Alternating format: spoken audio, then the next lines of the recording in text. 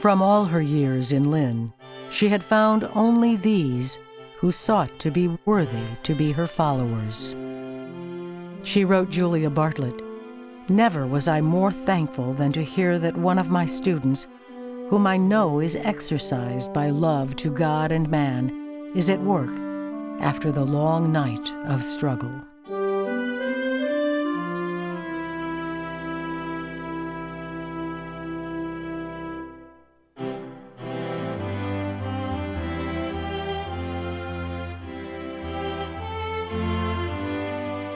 In the aftermath of that long night and the prophetic words that had come to her, Mrs. Eddy began laying out steps toward the future. She could not clearly see what that future might be, but clearly she was to lead. 2 weeks later, November 9th, the church membership were called together.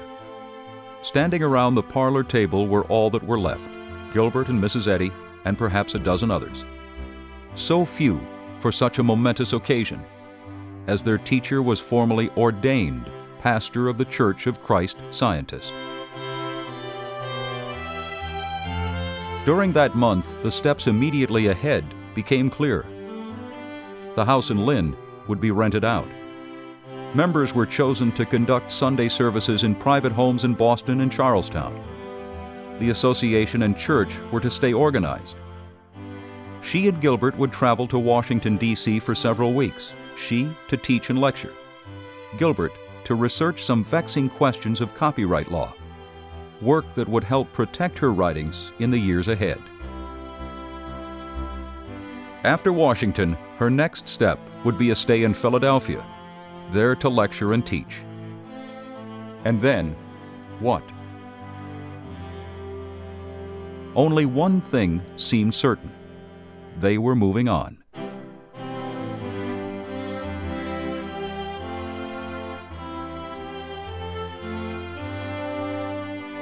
Christmas 1881. In the evening, the few remaining members of the Christian Scientist Association met once more in the parlor of the Broad Street home, the scene of so many classes, meetings, and gatherings for worship. Now the floors were bare, most of the furnishings in storage. A packing case served as a table. A single lamp lit their faces. The little band sat in a circle around her as their teacher took leave of Lynn. The 17th chapter of the Gospel of St. John seemed appropriate for this moment. She read aloud the familiar verses. "This is life eternal, that they might know Thee, the only true God, and Jesus Christ, whom Thou hast sent. Holy Father, keep through Thine own name those whom Thou hast given me, that they may be one, as we are. O righteous Father, the world hath not known Thee, but I have known Thee, and these have known that Thou hast sent me. And I have declared unto them Thy name, and will declare it." Her parting remarks to us on the event of her leaving the city and her admonitions in regard to the care of the church and the cause sank deeply in our hearts. Julia Bartlett. During the meeting, Julia was voted into the ranks of membership. It was this staunch newcomer whom Mrs. Eddy appointed to maintain the small group in Boston during her absence. She wrote Julia, "See that the Christian work of this church is preserved.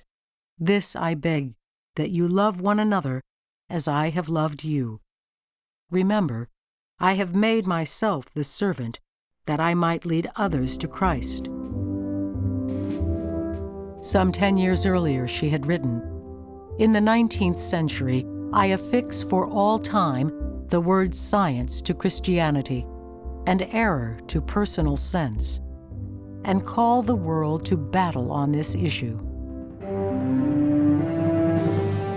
Now rallying her followers to this fight, she wrote them, "With love's battle flags unfurled, with hope's cause before the world, we are going on.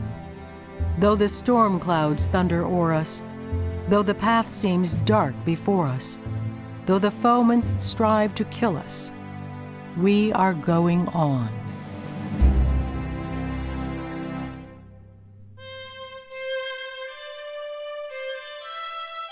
Saturday, January 21st. As the Eddys prepared to leave the Lynn house for the last time, she was still a general without an army. But her soldiers would come. That would be her work in the decade ahead, the 1880s, bringing the hundreds she would teach at the college in Boston, and the hundreds many of them would heal and teach across the country. In the 1890s, having left Boston for Concord, New Hampshire, and eventually her hillside home, Pleasant View, she would lead her church's reorganization as the First Church of Christ Scientist. And she would see the edifice of the church she foretold as she walked the sidewalks of Lynn, built in Boston. Moving on into the first decade of the 20th century, she would continue to guide the growth of her church, her followers now in the tens of thousands, and at her last home at Chestnut Hill outside Boston, inaugurate a new voice to the world at large, the Christian Science Monitor.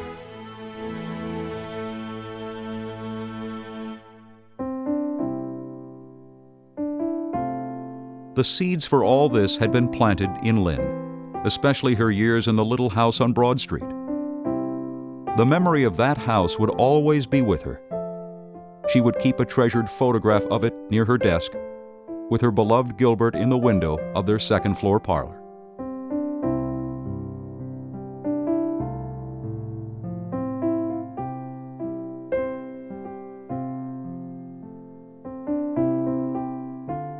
She would write, "Very sacred to me are the memories that cluster around my old home, the earthly dwelling where science and health was written, where my husband Dr. Eddy and I instituted the Christian Scientist's home and passed many happy hours in prayer to God and work for man."